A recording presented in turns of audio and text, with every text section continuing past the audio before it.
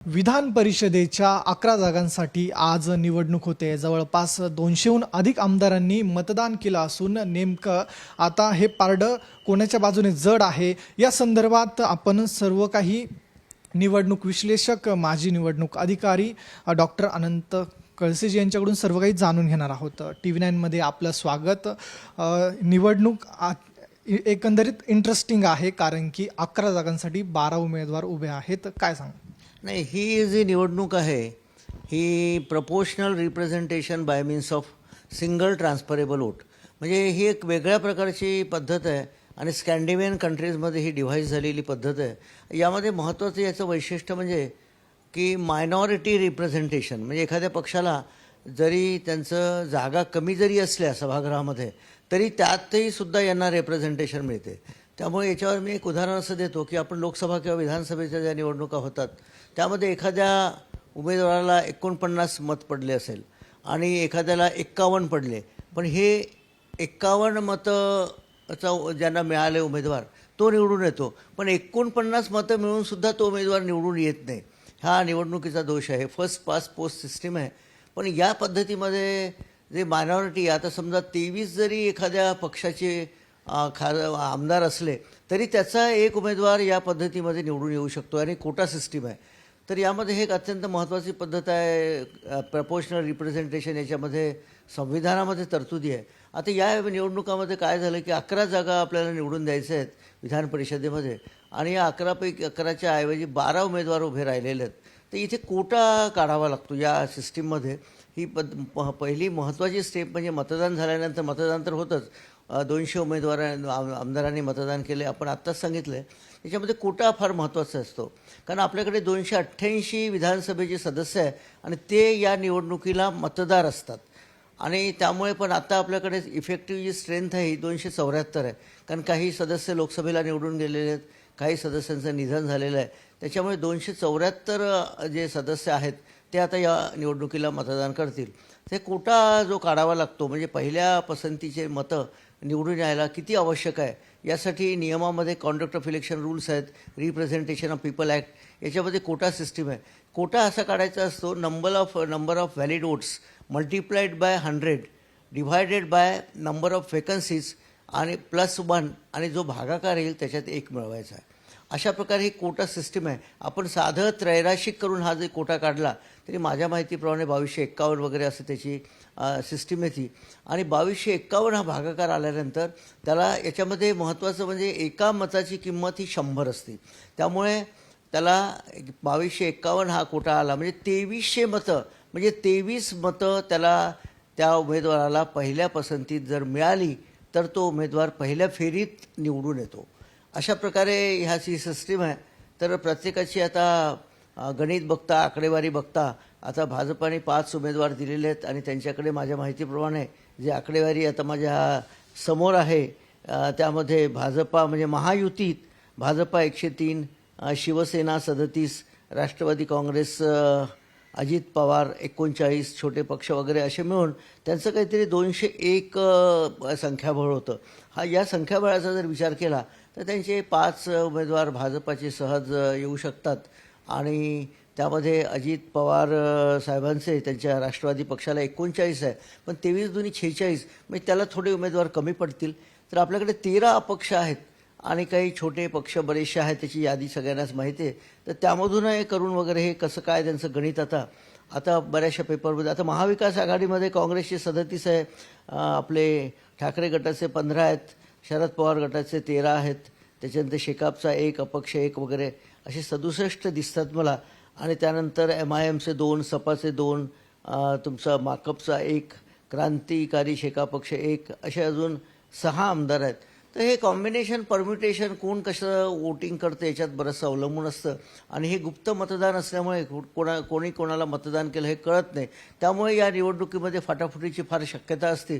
जरी व्हीप काढला तरी ते गोपनीय मतदान असल्यामुळे याच्यामध्ये कसं काय कॉम्बिनेशन होईल हे एक म्हणजे इंटरेस्टिंग ठरेल पाहणं. जेव्हा मतमोजणी प्रत्यक्षात होईल त्यामध्येच आपल्याला एक्झॅक्टली कळू शकेल. पण मोठमोठ्या पक्षाचे जे उमेदवार आहेत ते निघतील असं वाटतं मला. आता चुरस जी आहे 12व्या जागेसाठी ती आता शेकापचे जयंत पाटील आहे कारण त्यांना शरद पवार साहेबांनी पाठिंबा दिलेला आहे त्यांना 23 मतं मिळवावे लागतील. त्याचप्रमाणे मिलिंद नार्वेकर जे आहेत उद्धव ठाकरे पक्षाचे, तर त्यांनासुद्धा ते काही मतं त्यांना मिळवून त्यांनासुद्धा हे करावे लागेल. तर असं एक ढोबळमानाने अंदाज आहे. पण निवडणुका बघितल्यानंतर मला आठवतं विलासराव देशमुख साहेब काही वर्षापूर्वी या निवडणुकीला उभे होते. त्यांनी दुसऱ्या पक्षात गेले होते. शिवसेनेने त्यांना पाठिंबा दिला होता. त्यांच्यासोबत येताना बरेच सदस्य होते. पण प्रत्यक्षात त्यांना इतकं कमी मतदान झालं की ते शेवटी अक्षरशः अर्ध्या मताने त्यांचा पराभव झाला. ही महाराष्ट्राच्या निवडणूक इतिहासात अत्यंत महत्त्वाची घटना आहे. पण ते उलट त्यावेळेस मला म्हणाले, कळसे हे झालं ते फार चांगलं झालं आणि अक्षरशः त्यांनी मिठी मारली आणि पुढे मी मुख्यमंत्री झालो म्हणे. तुम्ही कॅल्क्युलेशन करून त्यामुळे तुम्ही कॅल्क्युलेशन केलं आणि मी हारलो त्या कॅल्क्युलेशनमध्ये, पण पुढे मला मुख्यमंत्री पदाची संधी मिळाली. तर अशासुद्धा काही घटना या निवडणुकीचं याच्यामध्ये माझ्या लक्षात आहे. पण विलासराव देशमुखांचं उदाहरण मी नेहमी देतो, राहत नाही मला, कारण ते एक युनिक घटना आहे अर्ध्या मताने या निवडणुकीमध्ये हारणं. कारण त्याच्यामुळे कॅल्क्युलेशन आणि त्यांची सरप्लस, त्याचं वाटप हे फार महत्त्वाचं असतं. नक्कीच. पण मग आता सध्याची राजकीय स्थिती पाहता आपल्याला वाटतं का मतं फाटाफुटीचं काही होईल, मतं क्रॉस वोटिंग वगैरे होईल, यानंतरला रिझल्ट का असतील? निश्चितच मला असं वाटतं की कारण पेपरच्या न्यूजवरून असं दिसतंय की काँग्रेसची काही मतं फुटतील असं शंका व्यक्त केली जाते. कारण मागेसुद्धा काँग्रेसला हा तसाच वाईट अनुभव आला होता आणि हांडोरे त्यांचे ऑफिशियल कॅन्डिडेट ते डिफीट झाले होते, पडले होते. तर यामुळे मी असं प्रेडिट करत नाही. आता राजकीय विश्लेषक म्हणून मी सांगतो की पेपर न्यूजवरून वगैरे काही लूज एंड असतात प्रत्येक पक्षामध्ये. तर काँग्रेस हा सॉफ्ट टार्गेट म्हणून त्यांचं एकच कॅन्डिडेट त्यांनी मुद्दाम दिलेला आहे की त्याच्यामध्ये परत दगापटका होऊ नये किंवा धोका होऊ नये. त्यांचं एक तर निश्चित निघेल. आता उरलेले जे आहेत त्यांचं जे मतदार आहे ते आता कसं काय त्यांचं डिस्ट्रीब्युशन होतं हे याच्यावर बरंचसं अवलंबून आहे. यात आपल्याला काय वाटतं कोणता उमेदवार कमजोर दिसतोय? नाही, यामध्ये कमजोर म्हणजे कसं आहे, जयंत पाटील साहेबांचे चांगले कॉन्टॅक्ट आहे सगळ्यांशी. तसेच मिलिंद नार्वेकर त्यांनासुद्धा काही मतं मिळवावे लागतील. तर कमजोरीचं असं काही नाही आहे. आता प्रत्येकाच्या म्हणजे कसं आहे, त्यांचे संबंध कसे आहेत किंवा त्यावर बरंचसं अवलंबून असतं. आणि याच्यामध्ये हा कमजोर आहे किंवा हा उमेदवार प्रबळ आहे असं सांगता येणार नाही. शेवटी हे कॅल्क्युलेशनचा प्रश्न आहे. मतदान प्रत्यक्षात कसं होतं याचा प्रश्न आहे. किती मतं फुटतील याचा प्रश्न आहे. कारण याच्यामध्ये प्रेडिक्शन करणं फार अवघड आहे. कारण हे गुप्त मतदान पद्धती असल्यामुळे यामध्ये कोण कोणाला मतदान दिलं हे कळणार नाही आहे. त्यामुळे असं वाटतं की ऑफिशियल उमेदवार सगळे निघतील. म्हणजे महायुतीचे 5, आपले अजितदादांचे 2 वगैरे जे काही आहेत, शिवसेनेचे 2, हे सगळे निघतील. आणि काही शेवटी आता जे प्रेडिक्शन चाललं आहे जसं मिलिंद नार्वेकर आणि जयंत पाटील साहेबांमध्ये शेवटी, कारण 1 ते 1 याच्यामधून कुणीतरी पडणार आहे आणि 11च निवडून येतील यामध्ये.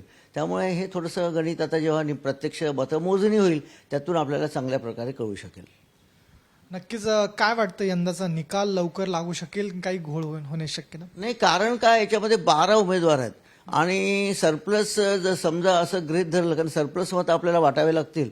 सरप्लस म्हणजे कोट्यापेक्षा जास्त मतं. समजा एखाद्या उमेदवाराला पहिल्या पसंतीची 25 मतं पडली तर त्यांची 2500 मतं होतील आणि आपण कोटा काढला आहे काहीतरी 2251चा कोटा काढलेला आहे. त्याच्यामुळे 2500 मधून 2251 गेल्यानंतर जी काही 300, 250, 350 मतं राहतात ती प्रत्येकाची वाटावी लागतील सरप्लस. त्यामुळे समजा असं गृहीत धरा की पहिल्या फेरीत जरी 8 उमेदवार निघाले तर या 8ही उमेदवाराची सरप्लस वाटावे लागतील. ते सरप्लस वाटणं म्हणजे सोपं काम नाही आहे. हे याला कॅल्क्युलेशन करावं लागतं. प्रत्येक बॅलेट पेपर हा काळजीपूर्वक बघावा लागतो आणि त्यांनी 2 नंबर कुणाला टाकला आहे आणि त्यामध्ये सुद्धा एक्झॉस्ट बॅलेट पेपर कुठले, व्हॅलिड कुठले, इनव्हॅलिड कुठले, पुढे जाणारे कुठले बॅलेट पेपर, हे सुद्धा सगळी प्रक्रिया करावी लागते. कारण प्रत्येक बॅलेट पेपरवर 1 आकडा असला की तो व्हॅलिड होतो. पण दुसऱ्या पसंतीची मतं बघताना त्यांनी 2 आकडा कुठल्या याच्यावर टाकला आहे किंवा दुसऱ्या नंबरला त्यांनी 2 न टाकता एकदम 1 नंतर 4 टाकला, 1 नंतर 5 टाकला किंवा 1 नंतर कोरा बॅलेट पेपर आहे. तर हे सगळे एक्झॉस्ट मतं आहे. त्याचं कॅल्क्युलेशन करून सेकंड प्रिफरन्सची मतं वाटावी लागतात. त्यामुळे हे किचकट गणित आहे आणि त्यामुळे याला वेळ निश्चितच लागेल. आता सरप्लस किती 8 जरी कॅन्डिडेट पहिल्या पसंतीचे सुटले पहिल्या फेरीत तरी 8 उमेदवाराची सरप्लस वाटायला निश्चितच वेळ लागेल. कदाचित आता मतदान संपल्यानंतर इलेक्शन कमिशनची अनुमती येते आणि अनुमती आल्यानंतरच मग त्याच्यावर काउंटिंग प्रत्यक्षात सुरू होती. तर त्यामुळे त्याला थोडंसं एक मला वाटतं 7-1 तरी निश्चित वाजेल असं मला अंदाज येतो. नक्कीच आपल्या सांगण्यावरून सध्या तरी महायुती स्ट्रॉंग आहे, त्यांचं पारडं जड आहे असं दिसतंय. हां, असं वाटतं मला, कारण महायुतीचं पारडं थोडंसं जड आहे आणि त्यांचे सगळेच उमेदवार सुटतील असं दिसतंय. आणि काही आता हे फाटाफुटीचं राजकारण कुठपर्यंत होतंय हे एक महत्त्वाचं आहे, बघणं महत्त्वाचं आहे. नक्कीच धन्यवाद, तुम्ही आमच्याशी बातचीत केलेली आहे. आपल्यासोबत होते डॉक्टर अनंत कळसेजी. त्यांनी आपल्याशी निवडणूक, ही जी विधान परिषदेची निवडणूक आहे त्या संदर्भात सविस्तर असं विश्लेषण केलेलं आहे. कॅमेरा पर्सन अथर्वसह मी ऋतिक गणकवार, TV9 मराठी, मुंबई.